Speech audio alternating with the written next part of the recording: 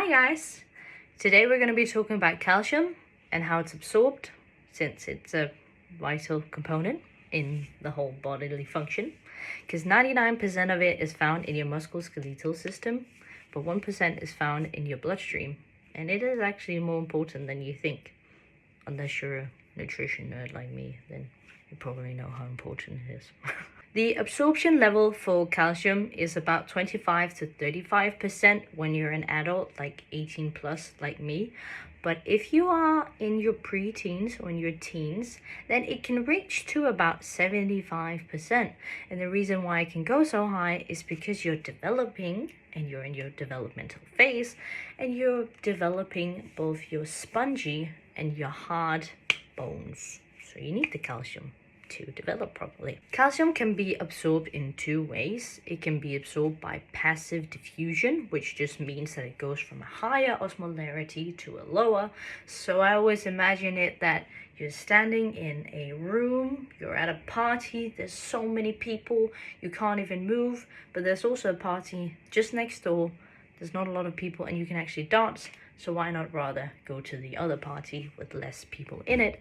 That is, in essence, passive diffusion. The other thing is active transport, which is always calcium with some other form of energy.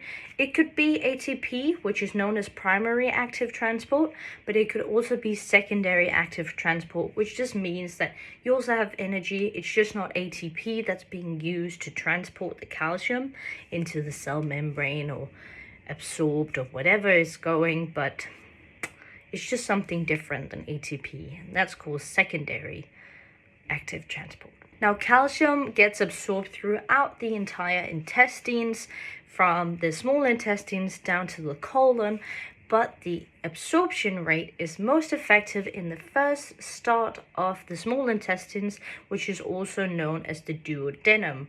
The reason why this is because the pH is more low, also known as acidic, in the start of the small intestine.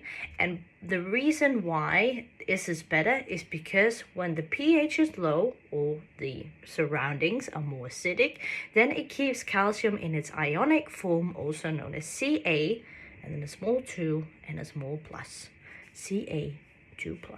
The absorption of calcium here in the beginning of the small intestine, in the duodenum, can happen in three ways. The first one is called transcellular absorption, which is where vitamin D3, also known as 1.25 hydroxy vitamin D, is being utilized and opens a channel for the calcium to go through the epithelial cells.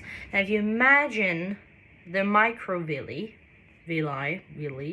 wherever you're from, it goes through there, but it's only by the use of vitamin D3. If there's no vitamin D3, or you have a low level of vitamin D3, then you have a low level of calcium absorption when you're talking about transcellular absorption.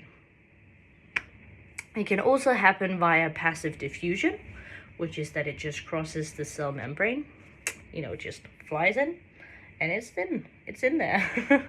And the other one is called paracellular absorption, which is where it goes between cells, but this is being done via an ion channel. As I mentioned before, when you go further down the small intestine and even to the colon, which is also known as the big intestine, the rate of absorption and the absorption of calcium gets slowed down. It gets reduced and reduced and reduced. There is still a small form of passive diffusion happening, where the calcium just goes from one party to a less crowded party, that kind of thing. But there's no ion channels, there's no 1.25 hydroxy vitamin D3 helping it across. So there's only this small amount of calcium going through. So what you really want is to focus on the small intestine and at the very beginning of the small intestine, which is the duodenum. Thank you guys for watching. I hope this helped clear up some things. If you've got any question, you can let me know and write it down below. It also doesn't have to be related to calcium. It can be anything that you want a video on. Thank you guys. I love you. And I'll see you guys later. Bye.